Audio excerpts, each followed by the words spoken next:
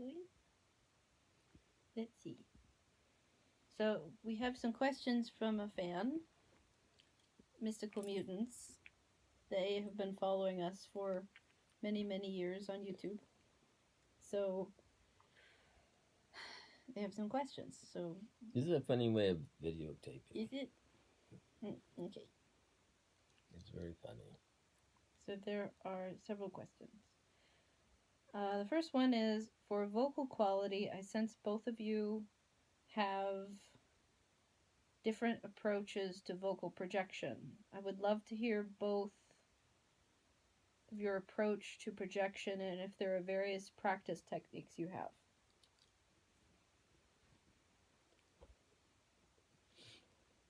There's a long gap for me to answer that question. I forgot that was there. What? You should start. Should I? Why? Do you not have an answer? Well, my answer is I sing from the deepest core of my being, and I use my entire being to throw the voice as big as far as I can. As big and far? Yeah. Use the voice? But what? I use my body, my core to do that. Your body? What part of your body? Woof. Woof. I like that. Woof. I would say the same. It's probably true. I use my diaphragm to project sound because I teach voice, so I'm kind of learning what I'm doing with my voice, and I basically like this area is very solid, so when I sing it's like I'm using this to project the sound, not this. So had to learn how to use that better over time in order to be heard. I to addendum that, yes. We've had a lot of discussion about movement because I like to move when I sing, and I find it great joy moving, and mostly because as my voice comes out of me, it can tickle like an acupuncture session in different parts of my body as I twist and turn to the sound, and I really like it a lot. Sound. Ooh, yes. What do I get to? Oh. And? Is there an end to that? Maybe not. I guess so. You classical singers usually want you to sing like this, but I don't believe that. I move, I twist, and I also use the rhythm to even more explode. So it can offer a moment of strong diaphragm contraction and expansion at that moment. Yeah, I mean, I find singing is basically like doing crunches because you're really engaging this part of your body to project the sound. And yes, it took me a long time to get into really using rhythm. I still struggle with it. And dancing, because I was taught to stand very still in order to use that core to project. Is that enough? Yeah. Okay. So this is a little more spiritually complex question that they asked. I'm curious what your concept for need of protection on a spiritual level. Like when you go out and play, what do you do to kind of spiritually protect yourself from negative, bad energy? Well, I have a whole ritual sequence. I have 3 essential oils that I use to protect myself. One is rose. Rose as the base. Rose is really important to me. Then peppermint, which protects all through my and to the core, which is being used so strongly, and then eucalyptus, which protects all of my respiratory system, and also counters the use of the sacred herbs as as initiatory process. I'm very strict about it, and I use it very use religiously is such an annoying term. I'm very strict about it. For me, I don't really know how to answer that question. I see myself as a very pure spirit. My virginal nature feels like it protects me, my pure nature. Um, I just feel protected by my genuine, clear, translucent nature. I feel like I'm very translucent in the way I am, and I feel like nobody can really approach the work that we do, and thus Thoth and me, because we're just so clear and so truthful and so real that negative energy, bad energy can't really approach us. We actually have found that whenever there is a being in a space where we're playing or about to play that has some kind of dark energy going on or negative energy happening, they tend to leave the space very quickly once we start. It's probably they're not conscious about it, but seems like darker energy can't really handle the light energy that we project. Yeah. Yeah, I forgot that happens. Yeah, that happens a lot. Mm-hmm. The next question is, do you have tricks to stay focused during performance? Well, our venue is equipped with always a focus. If there's no focus, it's not a venue. And that is absolutely one of the important parts of finding a venue. If we go into a venue in a made up venue, other than a natural venue, for instance, tunnels, and all of the tunnels have extraordinary focuses. In the foci, in What? this foci, What's foci? focus plural. Did you just make that up? Foci. Does he make up words? No, you have to look it up. Is it a real word? Oh my god. In the tunnel we're at right now, the minaret on the top of the conservatory is absolute beautiful focus. There's also a lower focus in a convoluted spinning thing, and it's really beautiful golden. At the angel tunnel, it was the angel, and if we go into a natural venue and we see a focus and it has all the resonance, then it's a perfect space to play, and we know everything will happen. Thoth was the one to teach me about focus and centeredness in performance, because I have a tendency of being a bit distracted easily. In performance, I'll be doing several things at once.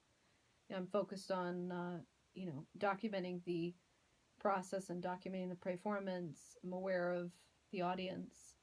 I'm aware of everything that's going on. Whereas Thoth just goes straight into the work and nothing can stop him. We don't even speak for the entire hour or hour and a half that we play. He's so like, I will not be distracted. Yeah, she had to stop me from continuing when police stopped. Yeah, I had to tell him, we actually have to stop. I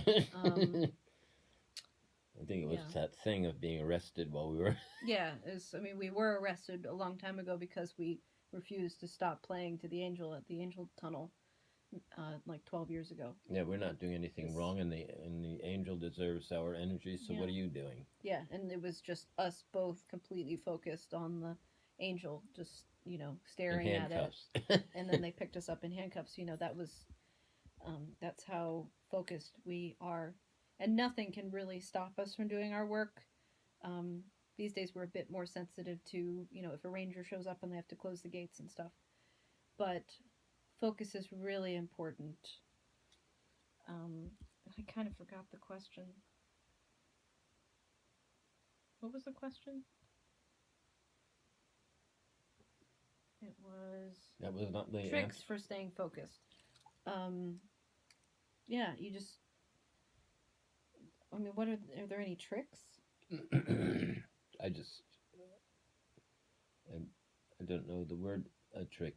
seems a little bit Yeah. problematic for me. So that's how I focus. Is I find that point, and then we are go into stillness, and that's in the stillness, and then focus on the focus point, and then we go into our rituals. Yeah. And sing from that place.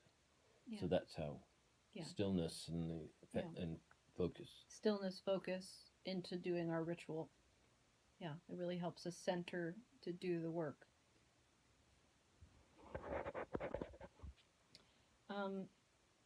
Asking me, as a student, what are some of the things you're willing to share that you learned from Thoth? And Thoth, as a teacher, what were some of the things that you learned from teaching me?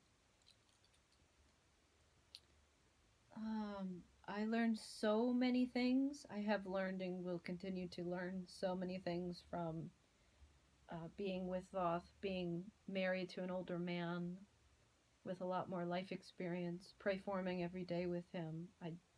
So many things I don't know how I could start answering that question. But probably the biggest one is self-discipline for me.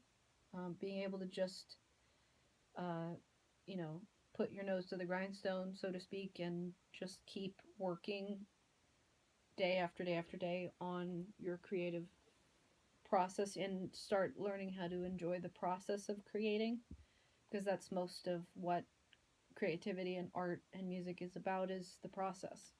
And it's a long process and it's hard, so you have to be really strict with yourself and self-disciplined. And because we don't have a boss or anybody, hanging over us telling us what to do, I had to learn how to be really, really self-disciplined and self-motivated and inwardly driven to create things for myself. And that applies to writing music, drawing, singing, practicing, performing. We don't have anybody else, expecting anything of us, so it has to come from ourselves. I really struggled with that when I was younger. And like I said, I have a tendency of getting distracted. But I've really learned how to be self disciplined and self motivated from being around Thoth, because he is so self disciplined. It's unbelievable.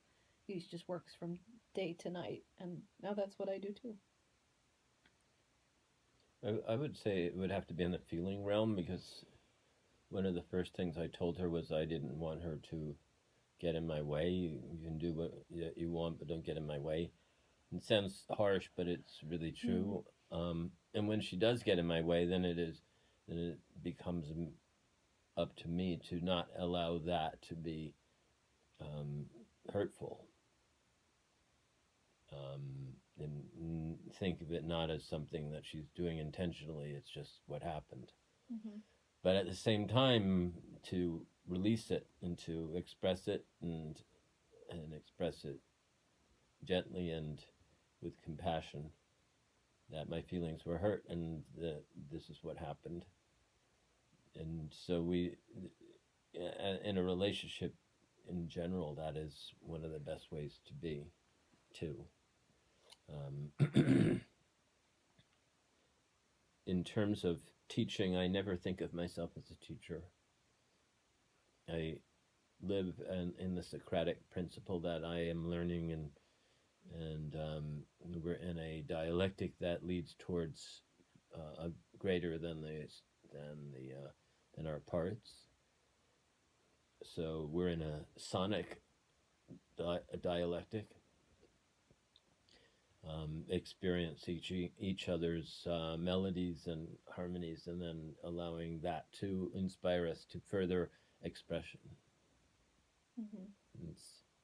And being really clear about feelings and emotions that come up in our relationship is so important.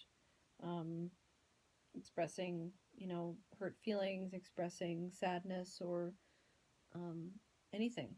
Just being able to get it out as quickly as possible.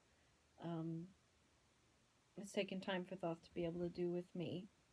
And yeah, it's a really important aspect, because we sing into each other's eyes every single day. So we have to be clear with each other, have nothing, messy going on between us.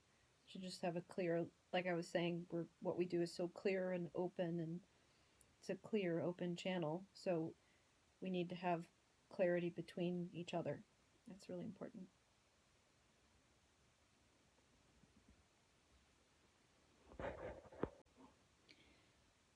Next question is, in your opinion, what makes music medicinal versus destructive or empty?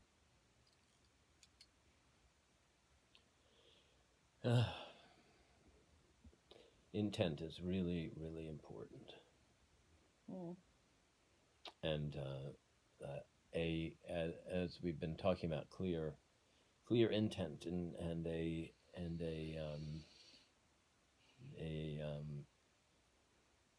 there is not the intent to we are entertaining, but the intent is to fully express from the deepest place, because whatever is there that is expressed with honesty and raw truth, it offers through the waves of its transmission, offers an opportunity for healing to whoever experiences it, because we're transmuting.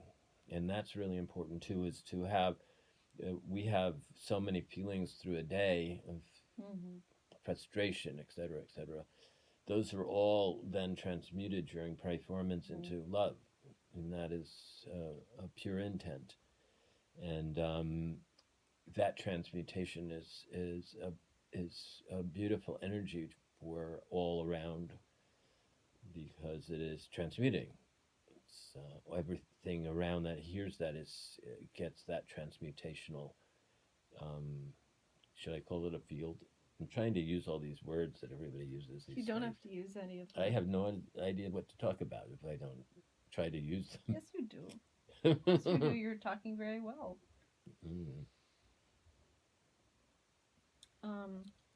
Yeah,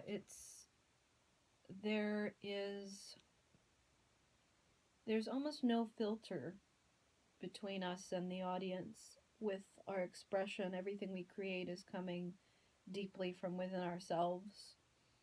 So the sound, especially the sound of the voices, is coming from a deep, deep place inside ourselves. That really, there's no filter, so it just goes straight into the hearts, and it can go straight into the hearts of others because it comes straight from our hearts. So there's nothing in the way of that. Whereas things that are less, that can be less that, I don't know what that would be. It might be that kind of music is trying to be like something else. It's trying to be more acceptable, or created in a way that would be accepted or liked, or that the person making it would become really famous or well known or make lots of money or something. That's intent. Yeah, whereas where the intent of the creative expression is to gain some kind of recognition or fame or money or praise or kudos or something.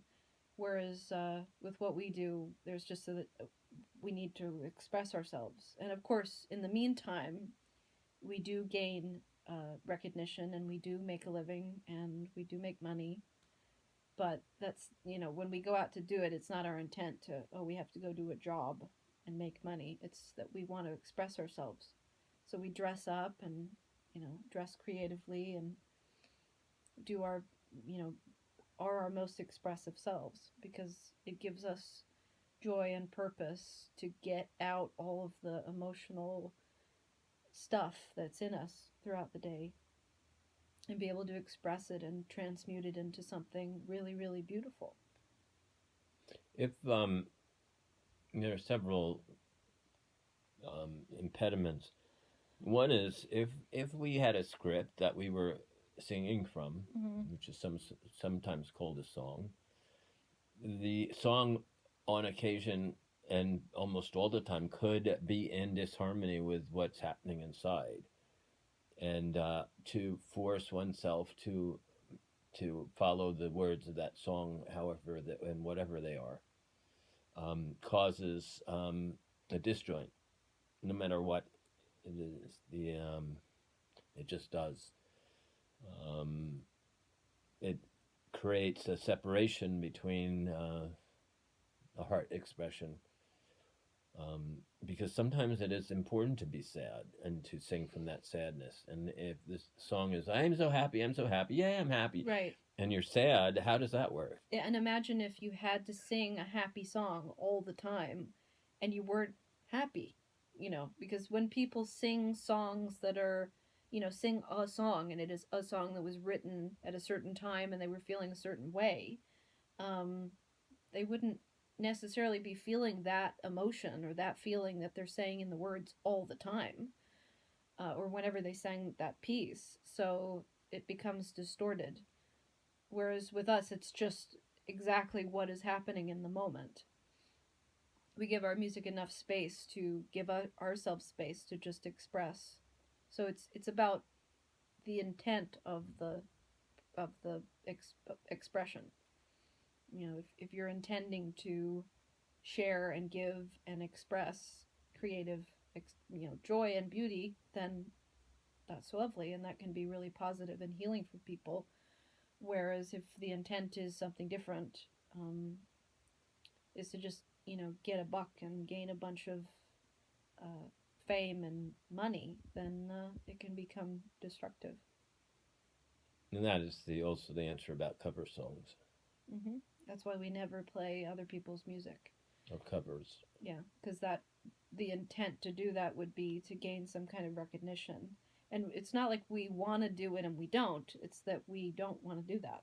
Um, I would personally love for us to have more, be able to reach more people with our music, because I know that it could help a lot of people. Um, but I'm never gonna like stray off the path and do something different to try and reach more people. Um, I want to, we want to express ourselves. Yes. That Dr. Bronner's was way on sale, by the way. Was it? This is a very interesting question. It's On your paths of spiritual surfing, what tips and techniques have you learned to make the ride smoother? never avoid the tough stuff.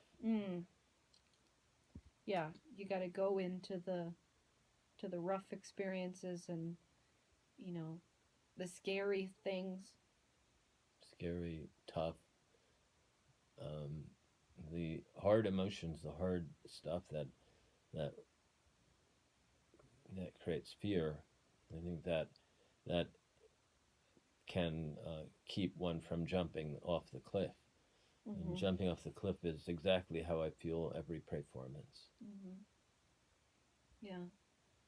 Somebody said to me the other day, a fan of ours, friend, said, it seems like the scariest thing in the world to just do what you do, just to stand there in the middle of a public space, and do the work. So how could anything else beyond that matter?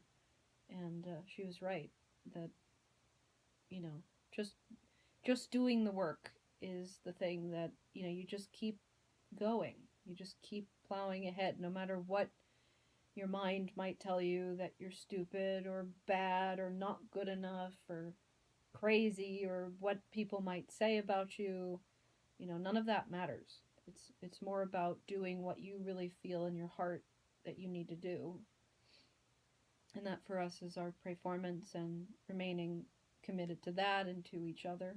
Yeah, trust the bliss. Yeah. Really. You gotta trust, and you have to trust the process and the path that leads you that way, because the path is so convoluted and sometimes very messy and confusing, and it's also different for every person. Yeah, and it can be very slow.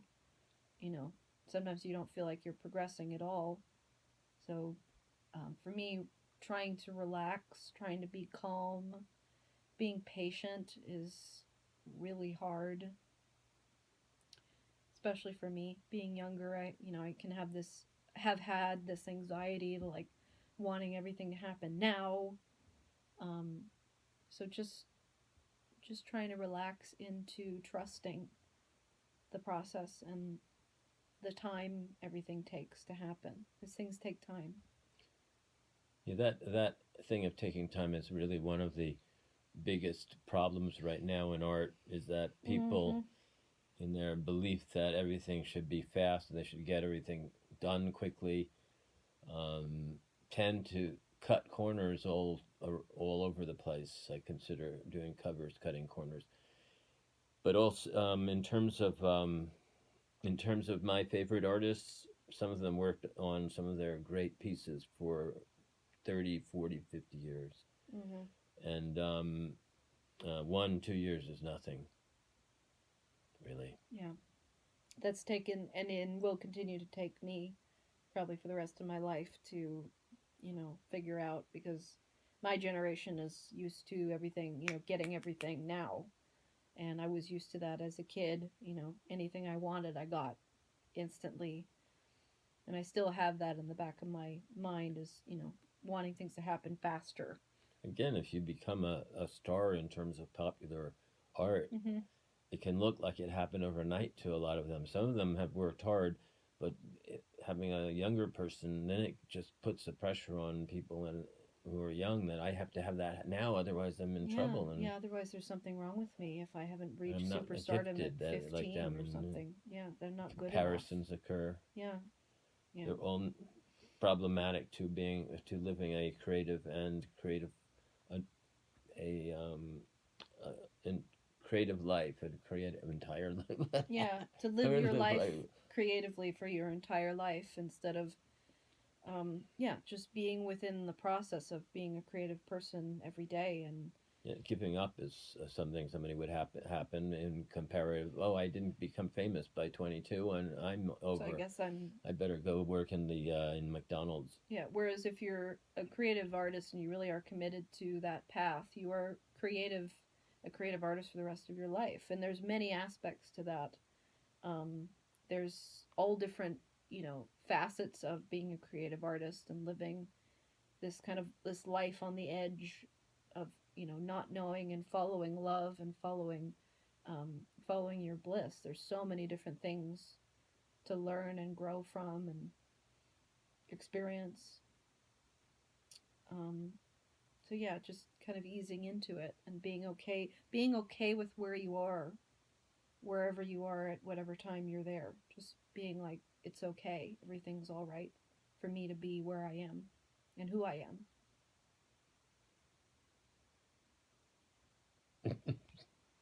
We're talking.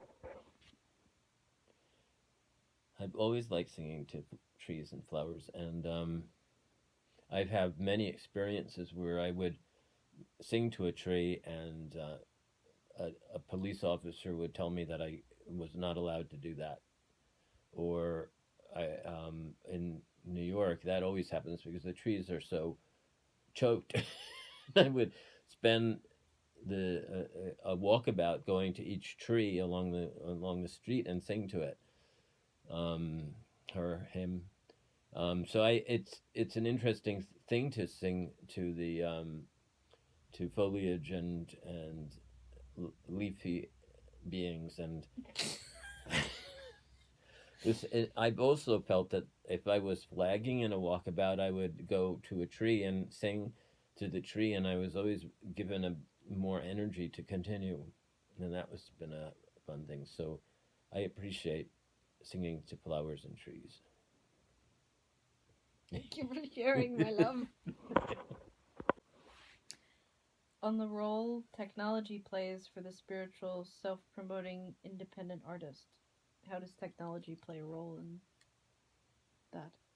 Well, we've really moved into a more technological sphere, but we're coming at it with an extremely balanced and respectful and honoring of ourselves place. I think that the slippery slope of technology is really problematic. Watching the ego of the big rock bands using amplification that filled a stadium has been one of the more enlightening things for me, because if you turn off if you turn off their amplification, then only maybe 2 rows of people can hear them. That is true. And if that is true, how much of that energy is what they are doing and what something else is doing? And in our case, what we do is the use of technology is really balanced with the growth of our expression, so that we now have a nice little boombox, which will probably get a little bigger shortly.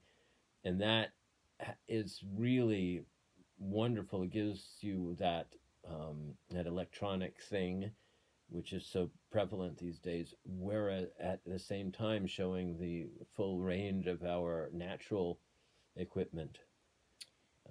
And talking about technology makes me think about how I'm starting to share more online, and my intention again with that is to just share the pure, raw, open, real um, nature of ourselves, and not hide anything, not hold anything back. Just the same in what we do with our performance. That there's there's nothing, um, there's no like sly, weird, strange intention that we have, other than to just share honestly and with the most clear truth what we feel and what we're doing and how what we're creating and our creative process. And I love that, and that is being reflected in responses from fans. People are commenting on how much they appreciate the realness, and I think it's really important to have realness and honesty and transparency in the technological world of the internet, because so many people are trying to be like something else. People are very fake in order to get approved of and feel validated, and we've been on the outside of everything, on the edge of everything for so long that we're just used to being uh, passed over, or not given due credit, or being underrated, or we're just so used to being on the outside of everything and not being fully accepted that we don't try to be. um, we just want to share with the people that want to experience things we have to share. And the internet is, and technology is really great for that, to connect with people. If it's a tool and not a crutch, then it's really a lovely it's a lovely use. And what I really mean about a crutch is that when it's removed and so and so falls down, Mm-hmm. whereas a tool, it can be removed and there's still work. Right. There's still something that is being done. We don't need our loops. We don't need our electronic loops, which we only started playing with in the last year and a half, and we write them all ourselves. Um, they're all original pieces, and we don't need them in order to do the work. They're a tool that helps. They're something that helps us, um, kind of eases the stress on our voices and our bodies for singing for 2 hours. We also experience that it cuts out, and we still go. Yeah. It cuts out on it's happened a few times. It's gone, and we continued. No, it doesn't. We don't need it. We don't need it. It's just something that it enhances what we already can do alone. Helps my growing, aging body parts. Right. And it is something for us to be able to use in the future as our music expands and reaches more people.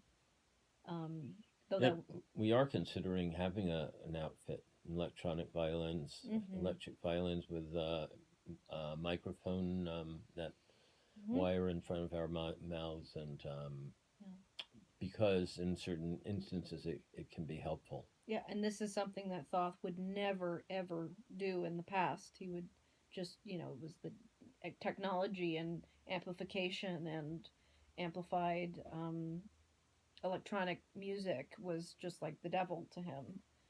And now he's just embraced it because we have, you know, been down in the trenches doing the work acoustically for 12 years in public spaces where it has been very hard to be heard, and we did it with just two violins, bells on our ankles, and our voices for Yeah, a very against long big time. boom boxes against us Yeah, too. and big boom boxes blasting music really close to us every day, all the time, 5 days a week.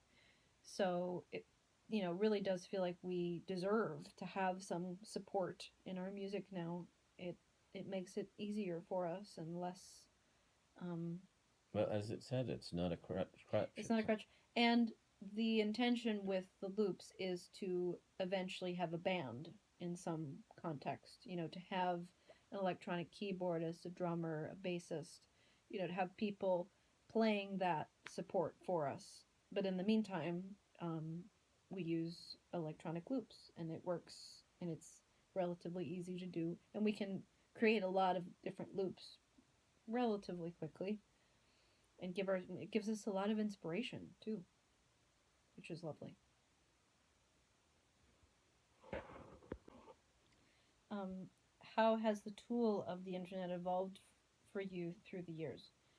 I want to answer this question first. Well, haven't we talked about it? Maybe. Um, the internet has changed for me personally, and I feel like I'm figuring out a way to share our work online. Because for the first several years, I had a blog in which I would document in gory detail everything that was happening. I still do this, but I do it for myself. I write down everything that's happened every day, but it's a personal thing for me. Um, and I ran a vlog in which I documented every moment of our life and shared it religiously online every single day. And I still do that. I still have a vlog, and I share some of it sometimes, and I probably will share it in some context eventually. Uh, but that was how I used to share our work online, and felt over the years that it really wasn't working because it wasn't helping us really connect with our fans. And it was also, some of it was very, very negative because life was really hard in years past and we were very alone. And so I would feel that if I really conveyed how hard our life was and what a struggle it was, that people would come and help us. But I've come to learn with sharing online that it actually is more helpful for our audience and for people experiencing us to be inspired by what we're sharing and be enlightened and learn things instead of be depressed or be like that's a little bit too much information. So that's how I've evolved with the internet and sharing our work online. Is now I share music and interviews and um, you know little videos and stuff here and there, and that's how I find it really seems to work to really connect us with our audience, our fans, and that's what I really would like to do, is connect more deeply with our fans. I barely use the internet as a tool. I'm mostly in research or study. That's about all I use it for. I pulled out of Facebook, and um, so I'm not necessarily very involved. No, he's not. Like I run the Instagram page, I run our YouTube channel. I film everything and document everything, and it's just part of my creative process. I really enjoy documenting our work and sharing our work online, um, as much as I can. I don't know if I enjoy it so much because I lose track of you all the time. Yes. And being in telepathic connection with you, and then you turn and run to the camera just on a high note. Well, like we'll be having this amazing musical moment, and then I'll go get the camera to try and document it. That happened yesterday quite strongly. We'll be singing this magical thing together, and then I'll turn around and get the camera because I want to document it. Leaves me up there in this magical place. He goes, yeah, I'm kind of obsessed with documenting our life, and I'm really enjoying sharing it. Anything else?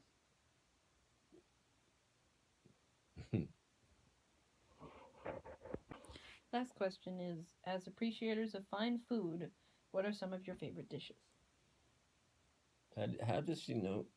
Or Well, he know? He or They've she? watched the vlog when I had it up for 5 years. So they would always see us having fancy sushi meals in Lisbon and, New York and wherever. Hmm. I love sushi. We haven't had sushi in quite a long time. But I love me some raw fish, and there's some salmon upstairs to eat, which I love. Mm. There are 3 specific food natures that I Food natures. have to speak to before, because I can't answer that as this is my favorite. But in terms of those, so in the first one, it doesn't matter what it's made of. What what do you like? And I have to actually not remember that so well. But in terms of a vegan vegetarian meal, I'm liking a person named Tucker, um, who runs a restaurant called Millennium. He's one of the first in the realm of vegan vegetarian dining in an elegant way, and he creates a dish with smoked wild mushrooms Oh. and pastry and an extraordinary sauce composed of a duxelle and all sorts of beautiful things. It's fantastic. And really, truly, in that realm of eating and dining, he's amazing. In terms of raw vegan or raw, then it's sushi, but it's also raw in terms of this quality of food where there is no cooking. And I have a philosophy having to do with my death dance that I will purify as I get closer. And raw is the place that I eventually want to be, purified in death. And the process is something that is intuitive. I'm trying to remember my favorite of any kind of, and I think You're talking about it might be crab, garlic crab, Vietnamese garlic crab, which makes me crazy. You talking about Millennium, which is in Rockridge, reminds me of Exist in New York. Yeah, another good one. XYST. It's fucking amazing. Healthy. Is it vegan food? Yeah, it's vegan. They're vegan. Oh, I don't even remember what I used to get there, but it was. We had hummus, several hummuses that are truly amazing. This hummus that was all different flavors. It would be like carrot and beets and plain, and it had all these crudité on the top that was just so fabulous. So fancy, just really fun. And one of our favorite sushi places in the world is Miss Japa in Lisbon. It's not really even there anymore. I don't know if it's lost there. Who knows? The battle. That's not necessarily true. Isn't that what our chef said? Our chef friend isn't working there anymore. We had a friend named Rui. We made friends with him because we went to this place all the time. And he would make us, anybody who watched the vlog in the past would see that he'd bring out these gloriously beautiful plates of like hundreds of different kinds of fish and all different configurations. And on the last night when we were in Lisbon, many years ago, the end of 2017, he gave us this full meal as a gift. And he doesn't work at this place anymore, but he was an amazing chef. Like if we were touring, if we were like doing a tour and had, a larger thing happening, we would hire him as our cook because he's amazing. He made some really fabulous sushi that we've had ever. We love food. Yes, we do. And we love each other. Are we food? We are. It's delicious. He's very yummy and nutritious, don't you see? Ouch. Thank you, Mystical Mutants, for all the questions. Thank you.